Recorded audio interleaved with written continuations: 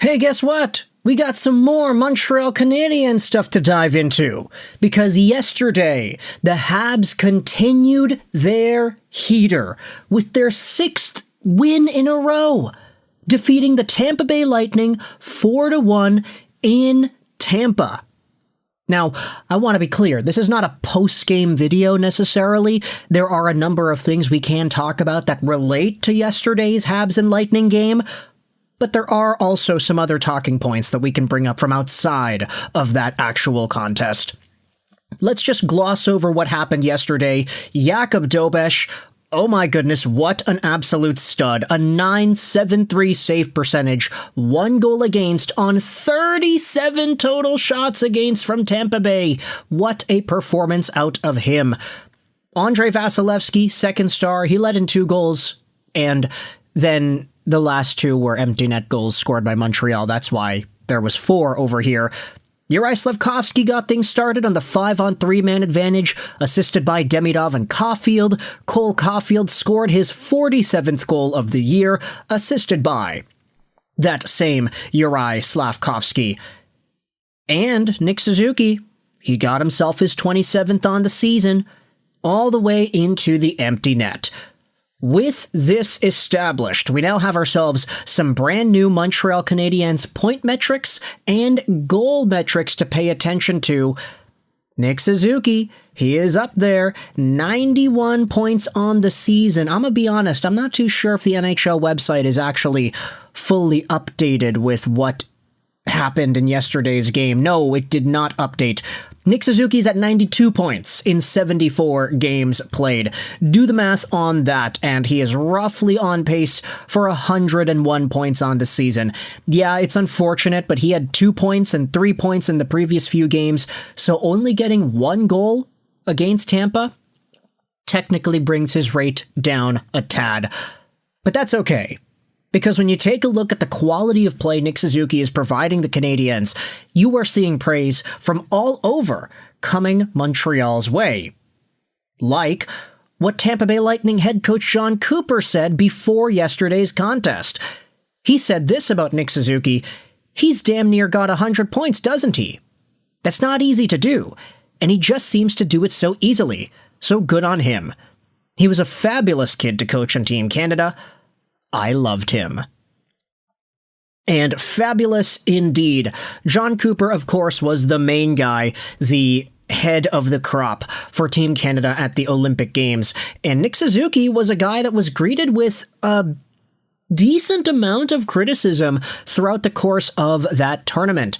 He had 2 goals in 6 games played, which of course that's not McDavid or Slafkovsky level production, but the goals that Suzuki did score were extremely important goals, and that last minute goal against Team Czechia was absolutely phenomenal. Just thinking about the moment and the stakes and the missed chance that he had on the open net, Nick Suzuki totally redeemed himself throughout the Olympic Games, and we did start to see a lot more positivity spoken about him from various fans around Canada that don't really get a chance to watch the Canadiens all too much.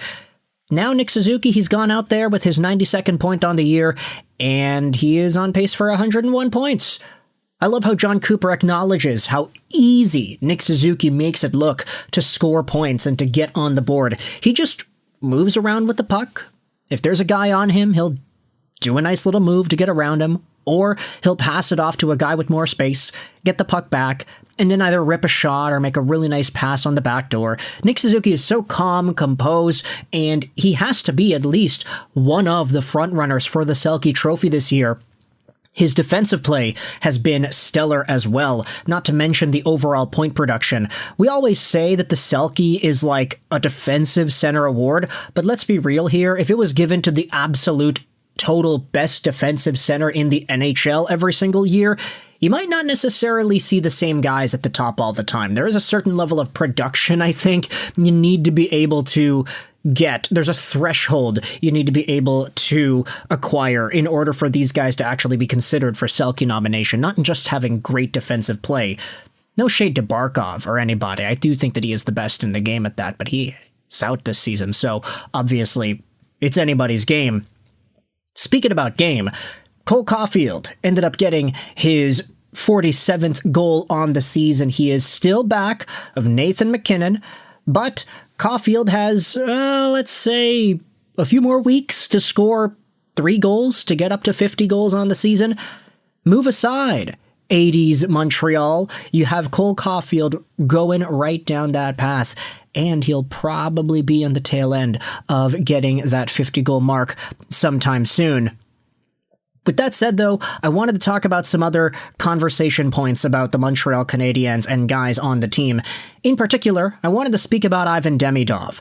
Here's a post made by GoHabsGo31 on the subreddit. Demidov, when asked how often he and his road roommate Lane Hutson break down games they had just played, every time, he says. These two swagged out dudes are totally invested into hockey. They want to get the best out of themselves. They want to see the best from each other on the ice. They have such a high level of work ethic and dedication. And it comes across on the ice anytime you see these guys making a play or making a move or whatever. But speaking about Ivan Demidov, here was a comment made by his agent, Dan Milstein, in regards to Demidov and his hockey sense. If I put my clients, Pavel Datsyuk, Nikita Kucherov, and Ivan Demidov in the same room, I'm not sure who would have the higher hockey IQ. They are the most intellectual players I have come across. Oh my goodness, dude. Think about that for a second. You want to talk about the Selke? Well, guess what? Pavel Datsyuk was a consistent Selke nominee. Nikita Kucherov is a guy that, unfortunately, he's not really going to get any Selke love, but Kucherov is at 120 points this year. He is on pace for 140 points. That would not even be a career high for him if he gets 141. Pavel Datsyuk, the Magic Man, was one of the most incredible players to watch in the National Hockey League in his heyday, even towards the end of his NHL career. Datsyuk won the Selke a number of times over here. He's got 3 of them. He had 4 Lady Bings. He had 2 cups. He was on the second All-Star team once. Pavel Datsyuk, the Magic Man, an absolute wizard on and off. Okay, maybe not off the ice, but on the ice, definitely. Nikita Kucherov, just one of the best playmaking wingers of all time, if not the best. Absolutely, he's in the conversation for the best playmaking winger ever. And you got the agent going out there saying that, yeah, Ivan Demidov, he's in that territory. The fact is, Dan Milstein represents so many of these Russian NHL players that he's probably got a bit of insight as to how these guys think and how these guys see the game. Obviously, he pays attention to them because they're his clients. He needs them to do well for him to get paid. But Pavel Datsyuk, Nikita Kucherov, and Ivan Demidov, what a list of guys to be named alongside of for the Montreal Canadiens first-year player. You gotta keep that in mind, eh? Ivan Demidov is a rookie. Like, this is his first season in the National Hockey League at 20 years old, and he's on pace for 60-something points this year. Like, that Nikita Kucherov, Kirill Kaprizov point production territory seems genuinely realistic at this point when you fully break down just the potential, the echelon of production in the past and what they had done as prospects and rookies into the NHL. Demidov is doing things that we might not have seen in a Montreal Canadiens sweater in years. And who knows, maybe it's going to be just a few seasons before we have multiple 100-point scorers on the Montreal Canadiens. That's going to be great. 100-point guys, 50-goal guys. If Slav can be a point per game Rantanen-esque winger, then obviously that's pretty good too. But we can cool it for now, because I think that this is enough to go out there and feed our Montreal Canadiens fandom. Datsyuk, Kucherov, Demidov. Let me know your thoughts in the comment section below about all these comments made over here, not to mention Nick Suzuki, Cole Caulfield, and everybody else showing off their skill against Tampa. I hope you enjoyed this video. And bye.